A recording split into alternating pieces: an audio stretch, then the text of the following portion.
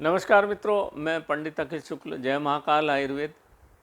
सावन का महीना चल रहा है जैसा, और इस सावन के महीने में राहु का प्रभाव बहुत तेज़ी से कटता है काटने की जिनको राहु का प्रभाव है। और राहु के प्रभाव को मैं जहाँ तक समझता हूँ मित्रों, और जो रामचरितमानस में लिखा है, सबसे ज़्यादा नुकसानदायक कोई ग्रह है तो वो है राहु। एक तो राक्षस, दूसरा अमृत पान किया हुआ, तो और छाया ग्रह। और सबसे बड़ी दिक्कत है वो आदमी के बुद्धि पर हमला करता है, बुद्धि नष्ट कर देता है।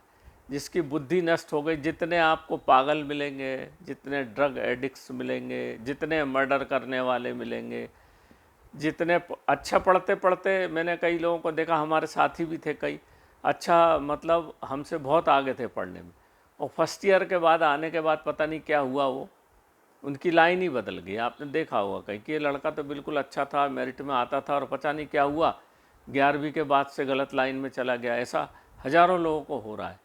तो ये राहु का प्रभाव है, इससे बचना चाहिए।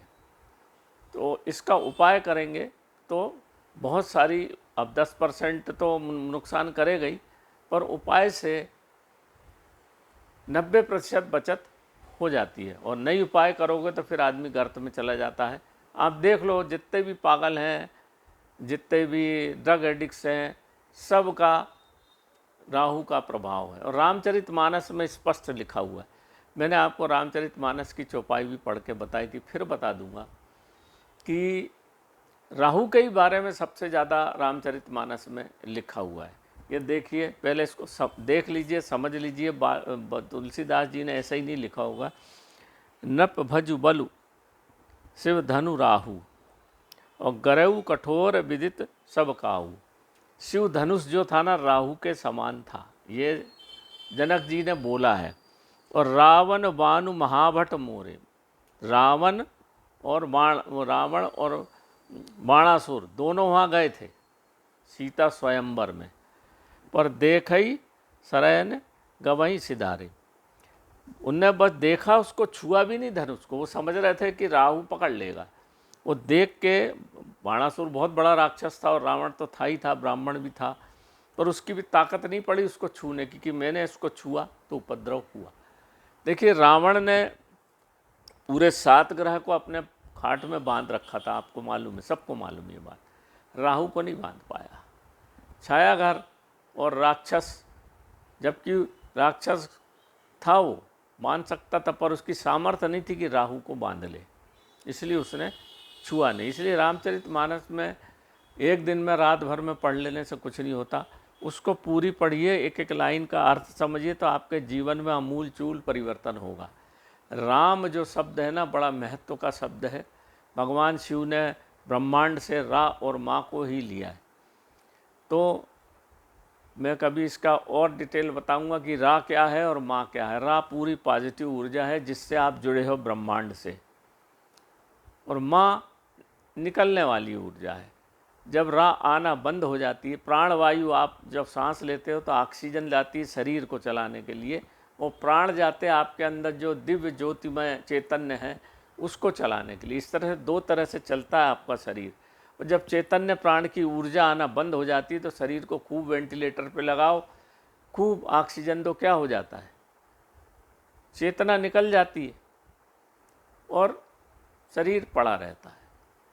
तो ये तो एक बात हुई।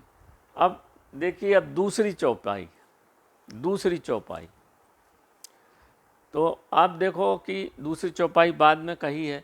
रामचरितमानस में जैसे ही भगवान राम ने धनुष तोड़ के आए, शादी ब्याह करके घर आए, राज तिलक होने वाला था, और करा ऐसा राहु लगा, वनवास जाना पड़ा नंगे पैर, पत्नी को साथ में लेके, लक्ष्मण को साथ में लेके। कहाँ राज तिलक हो रहा और एक रात में कहाँ उनको वन की ओर प्रस्थान करना पड़ा। ये राहु का प्रभाव है, इसको समझिए।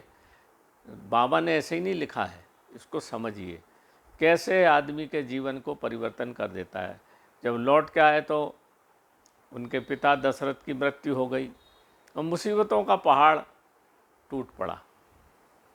इतना खतरनाक होता है। मेरे विचार से तो सबसे ज़्यादा राहु से ही नुकसान सबके जीवन में आता है, राहु काल, और सबको परेशान करता है। दूसरी चौपाई जब जा रहे थे वो, तब रामचरितमानस में लिखी है, पेज नंबर 373, चौपाई नंबर 55, देख लीजिए, गिन लीजिए। रखी न सकई ना कही सक जाहू, और दुहू भांति उस दारुन बाहू। लिखत सुधाकर गा लिख राहू, विधि गति बाम सदा सब काहू। इसका क्या मतलब हुआ कि राखी न सकई कही सक जाहू, दुदई भांति उस उदरई दाऊ। बड़ा कठिन समय आदमी का आया, और उनने भगवान को, लोग बोलते हैं कि भगवान ने क्या करा, ईश्वर ने जिनने इनकी जन्म लग्न पत्रिका लिखी तो गलती से सुधाकर लिखने की जगह जन्म लग्न में राहु डाल दिया। सुधाकर मतलब होता है आपका, चंद्रमा का नाम एक सुधाकर है, और चंद्रमा का नाम सोम भी है। ये भगवान ने जो दूज का चांद अपने सिर पर रखा हुआ ना, शंकर भगवान ने, वो सोम है, मतलब अमृत, ठंडा रहने के लिए, सिर ठंडा होना चाहिए आपका, तो अमृत है उसमें। तो भगवान शिव ने अपने सिर पे उसको धारण किया। तो गलती से, लोग का कहना है कि गलती से भगवान की पत्रिका में जहाँ सुधाकर लिखना था वहाँ पे राहु लिख दिया। इसके कारण भगवान, देखो फिर भी यहाँ बताया है तुलसीदास कि राहु के कारण ही राम को वनवास जाना पड़ा। और धनुष जैसे ही टूटा, वहाँ से राहु उनके पीछे लग गया। फिर 14 साल वनवास, आपको सब मालूम है कितना कठिन समय। फिर लौट के आए तो भी कुछ नहीं मिला। तो इतना खतरनाक चीज़ है राहु, इसको समझिए। अब इसको निकालने के बहुत सारे उपाय बताए हैं। तो जैसे किसी ने बताया नारियल का उपाय, तो नारियल को नीले कपड़े में बांधिए, बूच वाला पानी वाला नारियल बांधिए, उसमें सुपारी और पैसा रखना नहीं बताया। सुपारी, पैसा, हल्दी की गांठ और अक्षत, इसको रख के 11 बार आदमी के सिर पे से उतार के नर्मदा जी में सिराना है। नर्मदे हर, इसलिए तो बोलते हैं नर्मदे हर। और हर हर महादेव, हर हर महादेव शंभू, मतलब हर चीज़ को हरने वाले। और नर्मदा जी हर चीज़ को हरने वाली है। रोज़ सुबह उठ के नर्मदा का चित्र देख के नर्मदे हर बोलिए, आपके सब कष्ट दूर हो जाएंगे। मेरा अनुभव है जीवन का, पूरा अनुभव मैंने नर्मदा के किनारे अच्छे लोगों को देखा है। नर्मदा जी में दूध, गाय का शुद्ध दूध का अर्पण करना। जितने बड़े बड़े, टाटाम्बरी बाबा को भी हमने देखा है, सीताराम जी महाराज को भी हमने देखा है, एक और महाराज हैं अभी अवधूत बाबा को ने, वो भी नर्मदा जी में जल। और जितने अच्छे समझदार संत हैं नर्मदा जी में गौदूत का बहाते हैं। तो दूध यानी सफ़ेद चीज़ को जब बहाया जाता है तो राहु कट जाता है। ये बिल्कुल सत्य बात है। मगर नर्मदा जी में बहाइए। नर्मदा जी बहुत सबसे पुरातन नदी है और बड़ी पवित्र नदी। नर्मदा जी को देखने मात्र जो पुण्य मिलता है वो गंगा जी में नहाने से मिलता है। ये तो बात हुई एक। अब लोगों ने बताया है आपको कि घर में पोछा लगाना चाहिए नमक से। बिल्कुल सही बात है, बता दिया। पर घर में आप पोछा कौन से नमक से लगा रहे हो भैया? जो बाज़ार का टाटा आ रहा है, आयोडाइज नमक। आयोडाइज नमक से नहीं लगाना है। आयोडाइज नमक में आप पानी में डालो, नीला रंग हो जाता है। तो और जो राहु को आपने नीला रंग से पूरा घर पोत दिया न उस नमक से, तो और आपका सत्यानाश हो गया। इसलिए आधी चीज़ बताते हैं आपको लोग, पूरी मालूम है ही नहीं तो कहाँ से बताएंगे। और जिस बाल्टी से आप पोछा लगाते हो, पोछा लगाने के बाद पानी आपको अपने घर में लेटरिन बाथरूम में नहीं डालना, घर के बाहर डाल दीजिए पानी। और जिस कपड़े से पोछा लगाते हो वो कपड़ा सफ़ेद रंग का होना चाहिए, और उसको धो के और बाल्टी को धो के उस कपड़े का पानी भी बाहर ही फेंक देना है, उसको घर में नहीं लाना है। टाटा साल्ट से पोछा नहीं लगाना है, गड़ी के नमक से लगाना है। ये देखिए, ये नमक है, ये गड़ी का नमक है, देसी नमक अपना। इससे पोछा लगाएंगे तो फ़ायदा होगा, नहीं तो आप टाटा साल्ट से लगाएंगे तो और उपद्रव हो जाएगा। राहु आपके घर में और प्रवेश कर जाएगा। अपने घर के बाहर एक बाल्टी रखिए। दूसरा प्रभाव, मुंह और एड़ी हाथ धो के घर में घुसे। अब डहरी तो है ही नहीं, पहले नाक कील गड़ती थी राहु और शनि को बाहर रखने के लिए, अब वो नहीं है। फिर भी एक बाल्टी रखिए, पोंछ के मुंह धो के अंदर आइए तो आपके घर में राहु का प्रवेश नहीं होगा। शाम को घुसता है राहु आपके घर सिर से। अब तीसरा उपाय आप ये देख लीजिए, ये है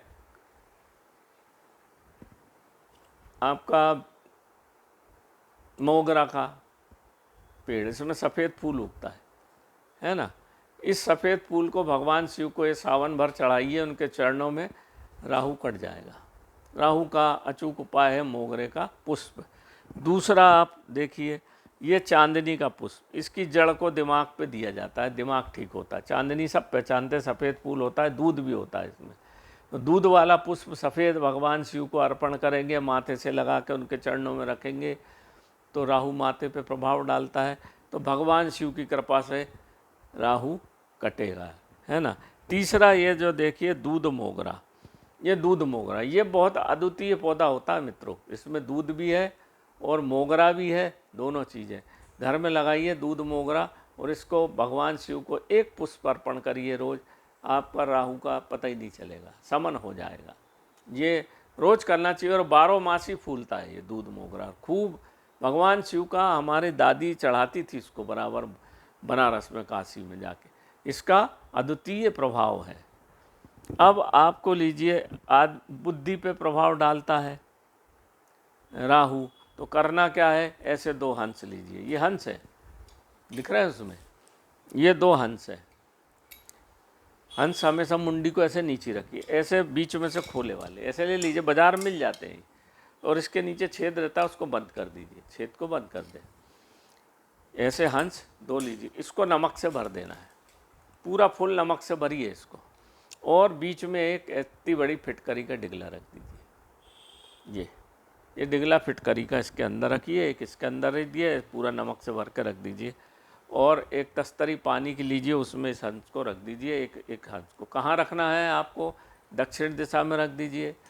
घर के प्रवेश द्वार पे, अगर आपका डाइनिंग है या बेडरूम है या आपका बैठने का कक्ष है, वहाँ रख दीजिए घर के। पहले हंस पालते थे ना, हंस होता है विद्या की देवी सरस्वती का वाहन। या तो सरस्वती की फ़ोटो रखिए, पर सरस्वती की फ़ोटो रखने में ज़्यादा लाभ नहीं होगा। हंस उनका वाहन है, जहाँ हंस होता वहाँ सरस्वती होती।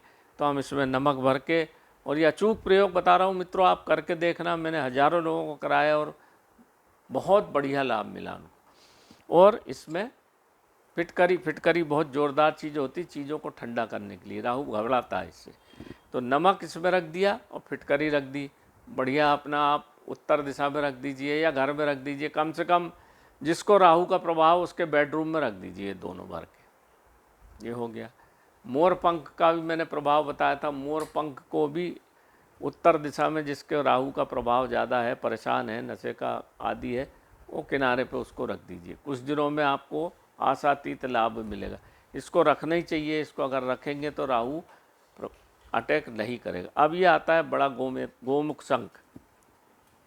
इसको कान में ऐसे लगाते हैं, ओम की आवाज़ आती है। ये शंख होना चाहिए। ये शंख राहु का दुश्मन है। इस शंख को ऐसा रखना है, ऐसा, और इसमें भर देना है चावल। इसमें भर दीजिए चावल या पानी या गंगा जल या नर्मदा जल, और इसको ऐसे ही रखिए। जिस घर में ये चावल से भरा शंख रखा होगा, नर्मदा जल से भरा शंख रखा होगा, गंगा जल से भरा शंख रखा होगा, उस घर में राहु घुस ही नहीं सकता, प्रवेश ही नहीं कर सकता। इतने सारे उपाय हैं। ये बहुत ही, आपने देखा होगा कि शंख को क्यों बजाते हैं घर में, शंख को शाम को क्यों बजाया जाता है। आप किसी पंडित जी से पूछना, नहीं बता पाएंगे। शंख की जो ध्वनि होती है, अनहद नाद है, वो बिना फ्रक्शन के निकलती है। अनहद नाद, ओम और राम को मिल के जो ध्वनि बनती है, वो शंख से निकलती है। उसके निकलने से दुष्ट आत्माएं, राहु केतु शनि, भूत प्रेत बाधा सब दूर भाग जाते हैं। इसलिए शाम को मंजीरा, शंख और घंटा का ध्वनि का करना चाहिए। हम ये सब भूलते जा रहे हैं, अब तो परेशान हो रहे हैं।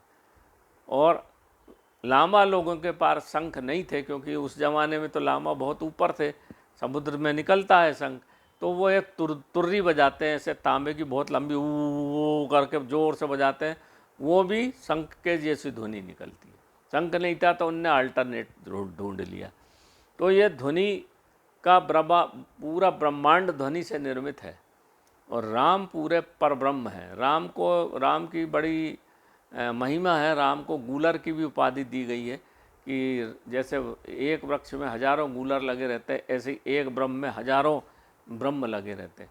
और राम का जो स्मरण करता है, रामचरितमानस का जो पाठ करता है, मन में सोते और सुबह उठते साथ जो राम का स्मरण करता है, भगवान शिव उससे बहुत प्रसन्न हो जाते हैं और उसको इच्छा उसकी पूरी होती है। इसलिए रामचरितमानस का पाठ हर घर में करना चाहिए, ताकि बच्चे भी उससे सीखें। उसके अंदर सब है, तंत्र मंत्र, पूजा पाठ, ज्ञान विज्ञान, इतनी बड़ी चीज़ है वो कि उससे जो चाहो वो आप पा सकते हो। अब एक और चीज़ आती है जो विदेशी उपयोग करते हैं, हाथ में उनके एक पट्टा बंधा रहता है, उसमें वल्केनो एस वल्केनो यानी ज्वालामुखी की राख भर के पहनते हैं, सकारात्मक ऊर्जा के लिए, बहुत बिकता है वो। तो उसी प्रकार से एक पत्थर आता है, ये पत्थर है, ये लकड़ी है असल में, जो वर्षों तक ज़मीन में गड़े रहने के कारण पत्थर में परिवर्तित हो गई है। देखिए ये पेड़ है, इसमें भी बहुत सकारात्मक ऊर्जा होती है, और इसका टुकड़ा काट के और इसको ताबीज़ बना के, ऐसा टुकड़ा बना के घिस के दे देते हैं। इसको गले में धारण करने से भी नकारात्मक ऊर्जा और राहु का प्रभाव बिल्कुल ख़त्म हो जाता है। ये धरती का कई करोड़ों 3500-4000 करोड़ वर्ष दबे रहने के कारण ये बनता है। ये पूरी छाल है, और इससे दवा भी बनती है, अद्वितीय दवा भी बनती है। तो ये राहु के प्रभाव को ख़त्म करने में बहुत अद्वितीय है। तो इतनी चीज़ें हैं मित्रों, तो आपको घर में इसको करना चाहिए। नमक की जगह सेंधा नमक लीजिए, ये नमक लीजिए, तो आपको सुख शांति का आभास होगा। तो मैंने जो आपको पहले बताया था कि पारद और ताबीज़ हम बनाते ही हैं।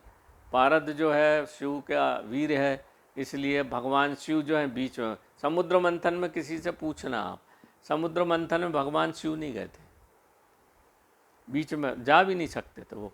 इसलिए राक्षस उनसे नाराज़ नहीं होते, क्योंकि वो तो बीच के मध्य के ना नर ना नारी बीच में है, तो इधर भी नहीं जा सकते थे, इधर भी, इसलिए मध्य में थे, इसलिए उनसे कोई राक्षस नाराज़ नहीं। तो शिव का जो वीर है पारद, उससे जो पारद गुटका बनाई जाती है, और उसमें जब ब्रह्म वृक्ष लगाया जाता है चारों तरफ, उसके 2 गुटकाएँ लगाई जाती, तो उससे भी राहु केतु शनि का समन होता है। और आपके जीवन में जिस दिन से राहु केतु का समन हो जाता है, आपका जीवन सुखमय हो जाता है, नहीं तो वो बार बार चबाता है। कुछ भी करेगा, आप कुछ भी करोगे, बोलते हैं लोग एकदम पैसा नष्ट हो गया और काल सर्प दोष, ये सब बाकी के दोष तो नगण्य हैं। जो रामचरितमानस में मुख्य दोष अपन ने देखा ही है, रामचंद्र जी को क्या क्या तकलीफ हुई, लिखा है रामचरितमानस में, आप पढ़ लो। पढ़ेंगे तो आपको बाल कांड में, अयोध्या कांड में सब मिल जाएगा। पढ़ना चाहिए। अभी 2 साधु संतों का झगड़ा हो रहा है, मैंने देखा, अनावश्यक। अब देखो भाई, आप लोग संत बोल देते हो, इसमें कथावाचक अलग होता है, साधु अलग होता है, और संत अलग होता है, ब्रह्म को पाने वाला ब्राह्मण अलग होता है। 4 कैटेगरी है। जो कथावाचक है वो कथा पढ़ के आपको सुनाता है, वो कथावाचक, वो संत नहीं हो सकता। साधु जो होता है वो खुद को साधता है। संत जो होता है पहले अपने को अंदर से शांत करेगा, जब अंदर देखेगा तो खुद को शांत करेगा। वो कभी, उसकी वाणी से फूल झरते हैं, संत की वाणी से। ऐसा क्रोध में नहीं बोलता कभी। जो व्यक्ति क्रोध में बोले वो संत हो ही नहीं सकता। संत मतलब शांत। शांत होकर जब अंदर देखता है तो भगवान के दर्शन हो जाते हैं। फिर संत, फिर वो साधु बनता है, फिर खुद को साधता है वो उस विद्या में। और जब विद्या सध जाती है तो ब्रह्म को उसके दर्शन होते हैं, फिर वो बन जाता है ब्राह्मण। संसार में 2 ही जाति है, शूद्र और ब्राह्मण जो ब्रह्म को उपलब्ध हो गया, जैसे गौतम बुद्ध, रैदास, सूरदास, ये सब संत हैं, ये सब ब्रह्म को पाए हुए संत हैं, ब्राह्मण हैं। बाकी सब सूत्र, जिसने ब्रह्म के दर्शन नहीं किए वो ब्राह्मण हो ही नहीं सकता। तो ये सब चीज़ें हैं। इसमें जो अनावश्यक छोटी छोटी बात पे विवाद कर रहे हैं, संत मैं उनसे हाथ जोड़ के विनती करता हूँ कि सनातन धर्म की रक्षा कीजिए। छोटी छोटी बात पे नाराज़ मत होइए, किसी ने कुछ कह दिया, किसी ने कुछ बोल दिया, सब अपनी अपनी बुद्धि से बोल देते हैं, उसमें नाराज़ होने वाली कोई बात नहीं है, ना लड़ाई झगड़े करने वाली बात है। आपस में बैठ के बात कर लें।